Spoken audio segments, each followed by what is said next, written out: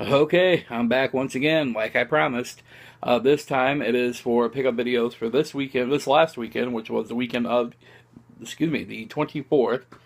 Um, I usually don't pick up games until Saturday or Sunday because that's when I get to go out. I work on Monday through Friday, work the whole afternoon slash evening, so I never really get a chance to go out.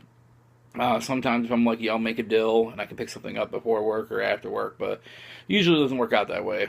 Well, Friday night, I came home from work and there was a package waiting for me, and it was from a guy I know from the St. Louis Retro Group named Jeff May, and I'm like, well, that's weird. I didn't buy anything off of him. I didn't trade him anything.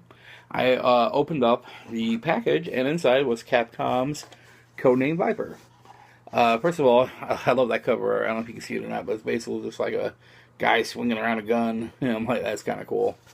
Anyway, I wrote him about it, and I'm like, "Hey, did you send me this game?" I go, "I didn't know we had anything going on." And he's like, "Yeah." He goes, "I saw that you needed it, so I went ahead and sent it to you." I'm like, "Cool, dude. I appreciate that." And that's one thing I love about the community. Make friends, become friends with people, help each other out. That's what it's for. Codename Viper's not a real expensive game. It's like a $5 game, and he had it. He got a duplicate. He knew I needed it. He gave it to me. And if I can help him out later, I will.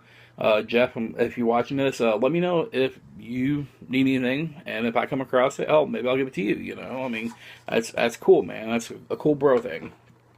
So anyway, we went to a community cell that was in my area, and unfortunately, one table I went to, they had like a couple of Sports N64 games. I asked them if they had anything else. They're like, "Oh no, they all went earlier." I'm like, "Mother effer," and I'm like, I know they had something good because that's usually the way it works with me. But I did find a copy. I don't have them with me. A copy of Wally for the DS, complete in box, and a copy of New Super Mario Brothers Wii for the Wii. And they're both complete in box. Both looked good. $1 each. I couldn't really pass on it.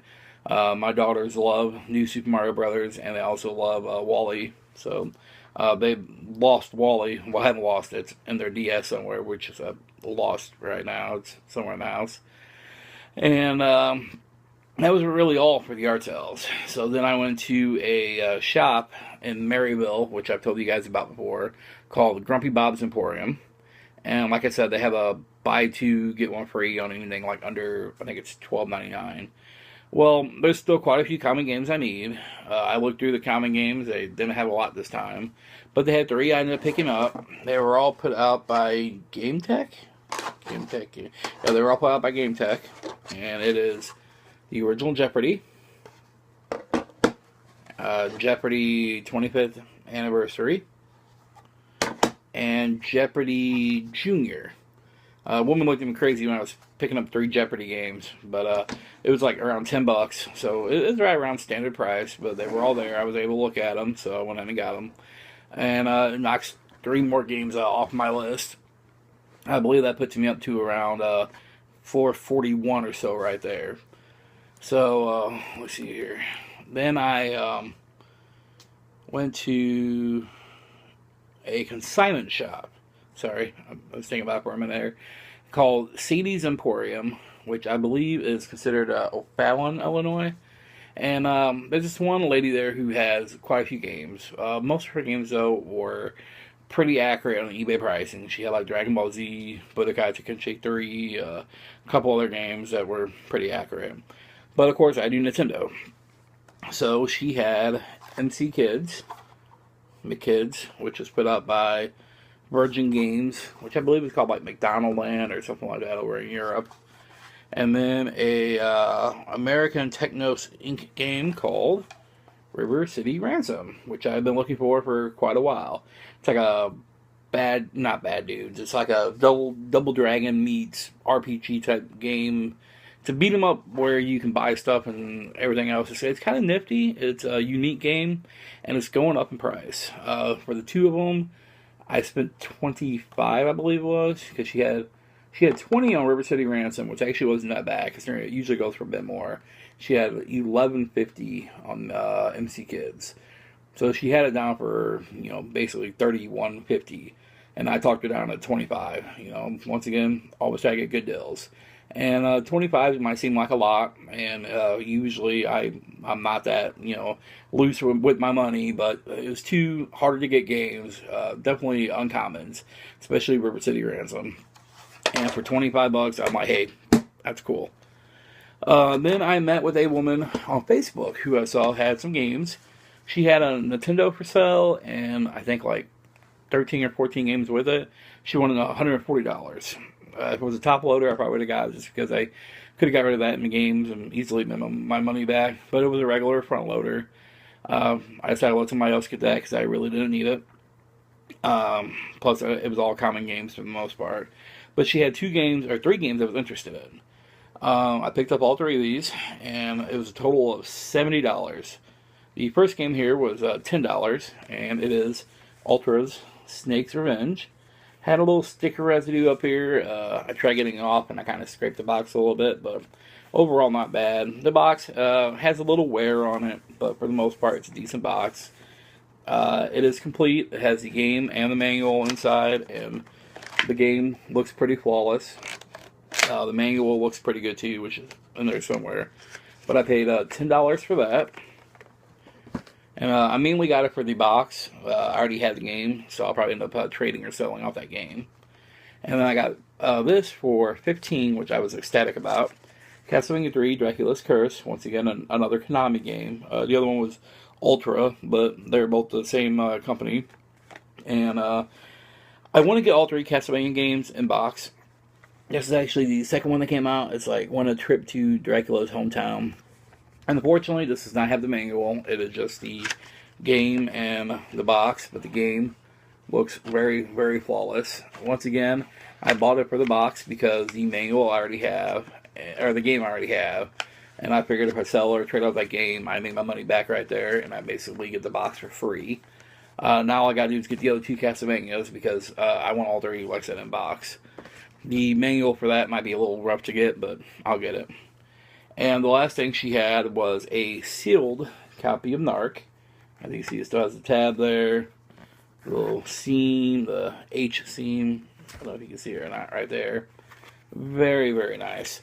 Excellent looking copy.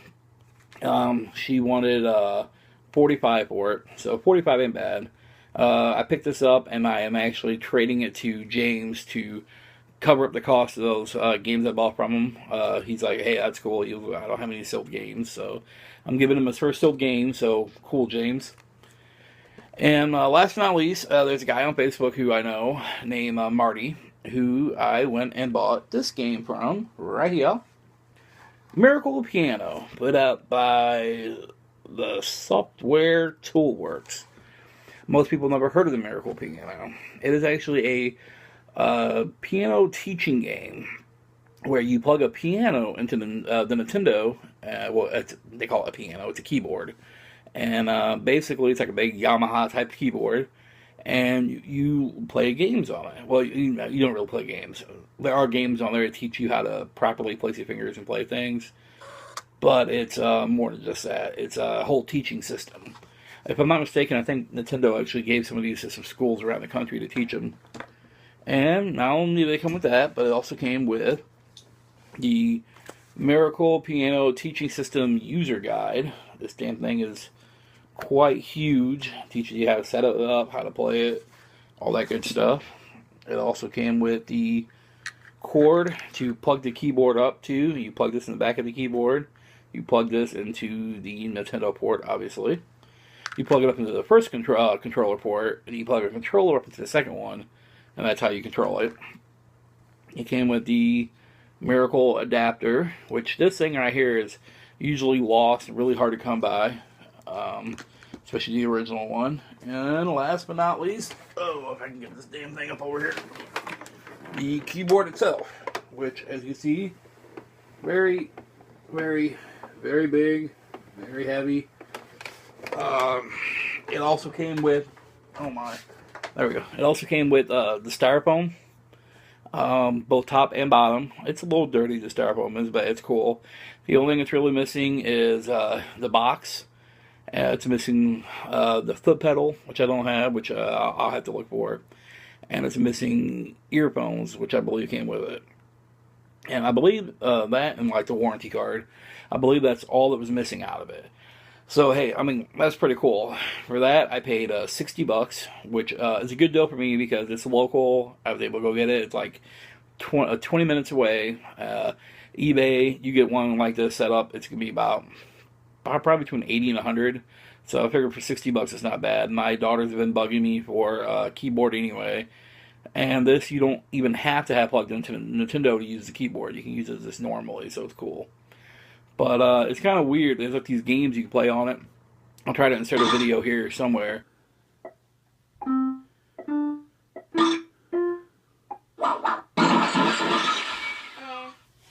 I tried. 1, 2, 3.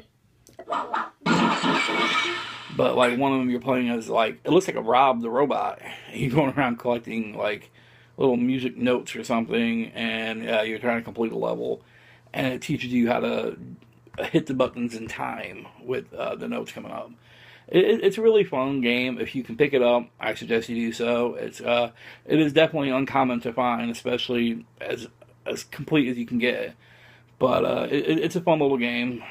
Should I say little? It's a fun game, and my daughters had fun with it, even though they didn't really learn how to play the piano much. It was more about just playing with the game. But it was definitely well worth the $60. And once again, me being very frugal, I didn't want to let go of $60 at all. But I figured for what all I got, it was a hell of a great deal. It's a good investment because of the fact that I got a feeling it's only going to go up in price. I shouldn't say investment. It was a good time to purchase it because I'm not going to say I'm investing because if you're trying to invest in video games, it's a stupid thing to invest in because you never know when the bottom's going to drop out. For all you know, little Samson could be worth $3 here in the next couple of years. Chances of that happening are slim to none, but it can happen. It would be a stupid thing to invest in, so don't do that. That's one reason why I pick up games as cheap as possible, and I refuse to spend $600 on a Little Samson or $200 on a Snow Brothers or whatever because I won't do it. It's stupid. I'm not saying you can't do it. If you want to do it, go right ahead. But anyway, enough of my rambling there. I'm going to start a new video soon called My Rants and Raves, where I'm going to basically talk about different things that are going on in the community and let people know how I feel about it. I'm sure you could probably care less, but it's just for me to get it off my chest. And if you like it, go ahead and thumbs up or whatever. Once again, these videos, thumbs up, like it, share it, get my hits up there. And I'm telling you people, when I get to 50 subscribers, I know it's not a lot, but for some reason it's taking me a while. I'm on like 31 right now. When I hit 50, I will have a prize package to give away. It won't be the Miracle Piano, I can tell you that, but I will definitely make it worth your while. So share, get people who like this video, get people who like this channel, and I will see you all next time. And until then, peace out and good luck.